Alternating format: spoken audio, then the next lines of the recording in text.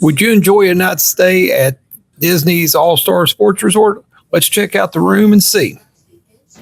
We walk up and we use our magic band to get into our room.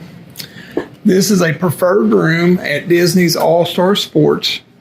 As you first walk in, on the left is the beverage cooler, a coffee maker, and an ice bucket.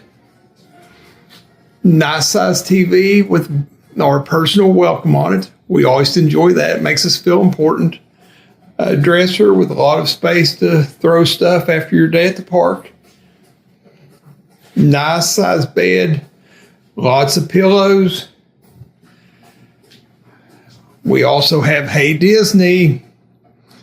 Everybody loves Hey Disney. And a nice table and chairs. I'll ask Alexa for that. And on each side of the bed, there's plug-ins, USB ports, and switches to turn the lights on and off, which makes it really nice.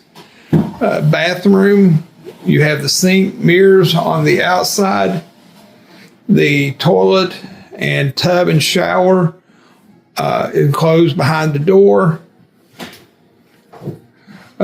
Closet here, ironing board and irons, and just a typical value resort room.